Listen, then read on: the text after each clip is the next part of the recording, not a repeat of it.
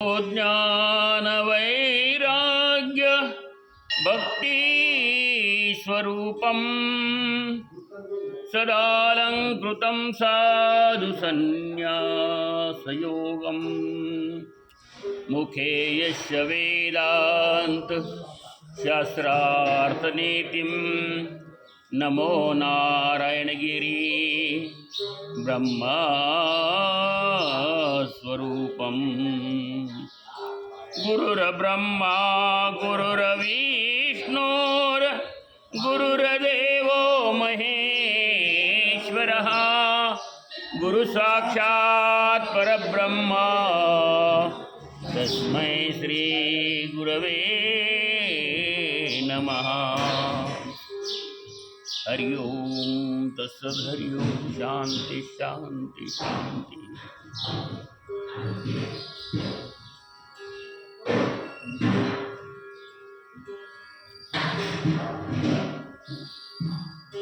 श्रीमद् भगवद गीता ज्ञानेश्वरी अध्याय 12 श्लोक 14। संतुष्ट सततम योगी यतात्मा दृढ़ निश्चया मय्यार्पित मनोबुद्धि यो मद्भक्त समे प्रिया।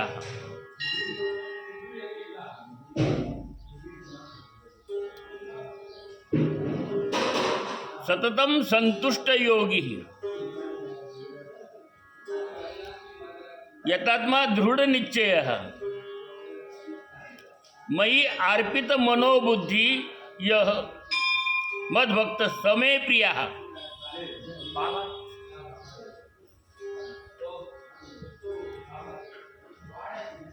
योगी कसा असतो म्हणजे भक्त कसा असतो, या भक्तांची लक्षणं या श्लोकामध्ये माऊलींनी सांगितलेले आहे की तो जो भक्त आहे तो संतुष्ट। संतुष्ट शब्द जो आहे त्याला विरोधी शब्द आहे असंतुष्ट।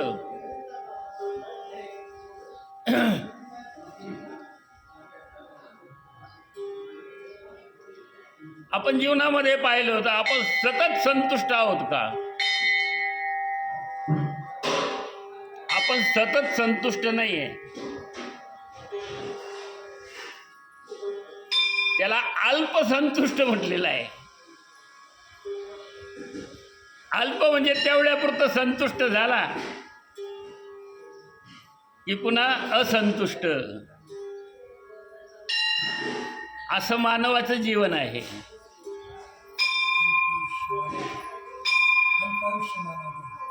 परंतु हा जो भक्त आहे, भगवंत म्हणतात की हा भक्त संतुष्ट सततम योगी,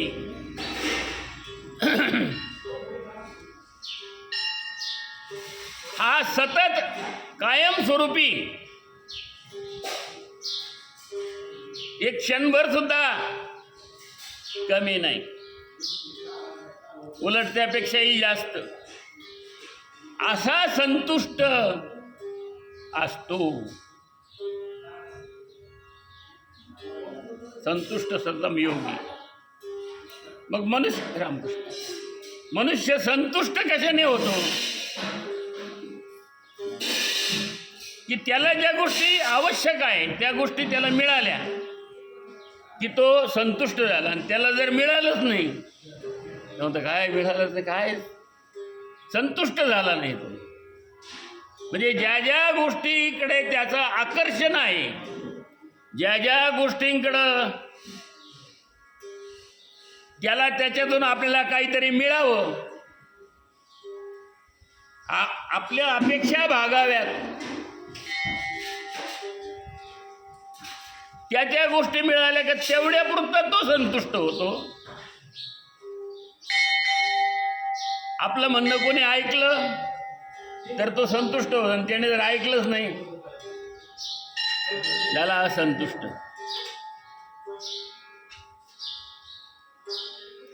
मित्र सुद्धा आहे. आपल्या मित्राने सुद्धा आपलं ऐकलं पाहिजे. आपल्या मित्राने आपलं ऐकलं नाही एखाद्या वेळेस, काय झालं?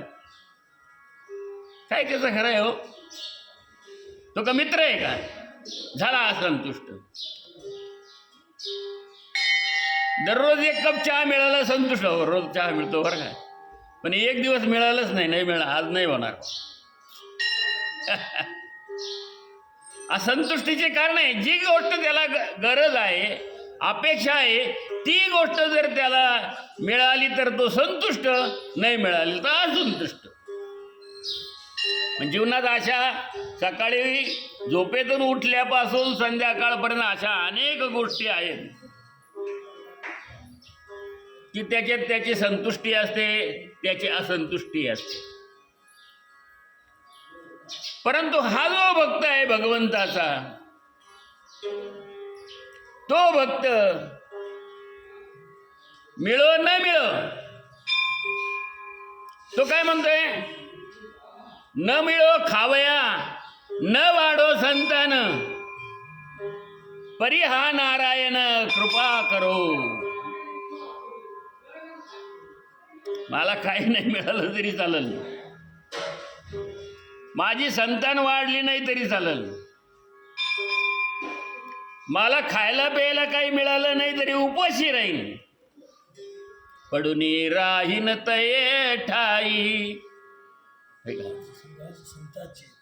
या संतांची ये पायी, ऐक ना, या संतांच्या पायी मी पडून राहीन. नामस्मरण चिंतनामध्ये मी मुक्त होईल आणि मुक्त झाल्यानंतर जो खरा आनंद आहे तो आनंद मला प्राप्त होईल.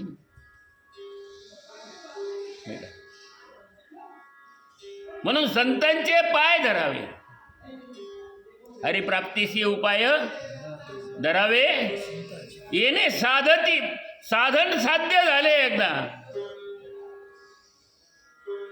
मग हे जीवनामध्ये अनेक साधन आहे, ते जर आपल्या होतच नाही साध्य, मग साध्य साधनं कोणती आहेत? हरिभक्तीमध्ये आहेत, भगवंताच्या भक्तीमध्ये, नामस्मरणामध्ये, चिंतनामध्ये साध्य आहेत साधनं. आणि ती जी साधनं आहेत ते जर साध्य करून घ्यायची असेल तर संतांच्या पायाजवळ राहा, संतांचे पाय धरा, त्या ठिकाणी तुमचे साधनं सगळी साध्य होतील. नम्र व्हा, आणि नम्रता हा गुण अगोदर पहिला आला पाहिजे जीवनामध्ये. नम्रता जोपर्यंत वाकत नाही, काही लोक देवापुढं सुद्धा वाकत नाहीत. हो, देवदर्शन ताटत राहत होती बांबूसारखा, बांबूच दुसरा, वरचे वरच हात, वाकणार नाही, मोडेन पण वाकणार नाही, वाकायचंच नाही. आईबापा पुढे वाकत नाहीत. ज्याने जन्म दिलाय, हे जग पाहायला आपल्याला निर्माण केलं, ज्या माता पित्यांनी, त्यांच्या पुढे नम्र व्हायला काय हरकत आहे का? नाही पडणार मी पाया, नको पडू, बांबूच तू दुसरा, शेवटी बांबूवरच घेऊन यावं लागतं तिथं. बांबूवर घेऊन गेल्यावर एक बांबू फोडायची, एक तासच तुझे राहू द्या ताट तसंच. जन्माला आला टिंब टिंब आणि पाणी वाहता वाहता हे आयुष्याचा गाडा असाच हाकलं तिने. जन्माला येऊन काही प्राप्ती करून घेतली नाही, भगवंताची प्राप्ती केली नाही, साधू संतांची प्राप्ती केली नाही, त्यांच्या पुढे नम्र झाला नाही. मग या जन्माचा उपयोग काय आहे? म्हणून पहिले जर सद्गुरू असतील आपले तर आपले आई वडील आहेत. त्वमेव माता नाही का, त्वमेव पिता, त्वमेव बंधू, त्वमेव सखा. त्याला आई बंधू सगळं म्हटलंय भगवंताला. मग ती आई जी आहे ती माता, मातृदेवो भव, पितृदेवो भव, आचार्य देवो भव.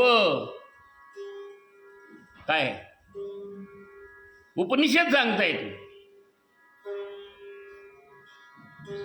मग पहिलं मातृदेवो भव, आई सगळ्यात श्रेष्ठ आहे. आईची पूजा करा, पित्याची पूजा करा, आणि मग तुम्हाला देव समजायला लागेल. हो, नुसतं देवाच्या पाया पडायचं नाही. देवाच्या पाया पडला देव म्हणाल नाही मी स्वीकारणार नाही तुझं दर्शन. तू आई वडिलाचं दर्शन घे अगोदर. हो, ते माता पिता जे आहेत ते खरे देव आहेत. म्हणून ही आपली हिंदूंची संस्कृती आहे, भारतीय संस्कृती आहे, अनादी कालापासून आलेली आहे.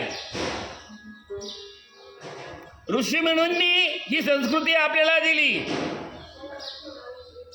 कुठून आलं हे ज्ञान? हजारो वर्षाची तपश्चर्या त्यांनी केली बिचाऱ्यांनी. आणि त्या तपश्चर्येमधून जसं दुधात विरजण टाकल्यानंतर दही होतं आणि दही घुसळलं की लोणी बाहेर निघतं, तसं त्यांची हजारो वर्षाची तपश्चर्या आहे. ऋषीमुनी साधू. आणि वेदामध्ये सांगितलंय काय? आपण म्हणतो वेदामध्ये असं सांगितलं, याच्याविषयी विरोधी सांगितलं. त्या विरोधी काहीच नाही. आता हे काही त्याच्या मनाने लोक लावतात, पण कोणी वेद वाचलेत का? तसं त्याच्यामध्ये काहीच नाही. सर्वसामान्य, सर्वात जो मनुष्य कमी बुद्धिवान आहे आणि सर्वात बुद्धिवान आहे, या सगळ्यांच्यासाठी वेदात कल्याण मंत्र आहेत. सगळ्यांचं कल्याण होण्यासाठी आहेत वेदामध्ये. आपल्या कर्माने प्रत्येक मनुष्य आपापली मिळकत मिळवत असतो. आपल्या बुद्धीने आपापली मिळकत मिळवत असतो. मग आता त्याच्यामध्ये गरीब, श्रीमंत आणि मध्यम असे तिन्ही वर्ग आलेत. हे कशाने आले? कर्म तुम्ही जसं कराल तशा प्रकारची प्राप्ती तुम्हाला होईल. तुमचं बुद्धिगणन जर 120च्या पुढं जर असेल, 110च्या पुढं जर असेल, तुम्ही ब्रिलियंट असाल तर तुम्ही कुठल्याही क्षेत्रात काम करून अधिक पैसा संपत्ती मिळू शकता. तोच मध्यम असेल तर त्याला मिळेलच असं काही सांगता येत नाही. आणि कनिष्ठ असेल तर त्याला मजुरी करावी लागते. मग तिथं वेदांचा दोष काय आला? गरिबी, श्रीमंती, मध्यम वर्ग हे इथं वेदांचं नाही. इथं वेद हे ज्ञानाचा भाग आला सगळा. आणि सगळ्यांच्या कल्याणासाठी वेद आहेत.